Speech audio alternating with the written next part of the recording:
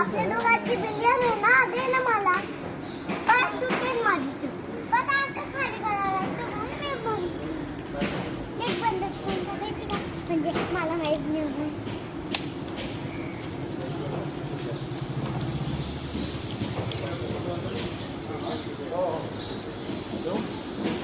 तुला नाही येत का गणपती? नाही. आपला असं नीट करून द्यायचं. नाही येत का? शिकवू का तुला?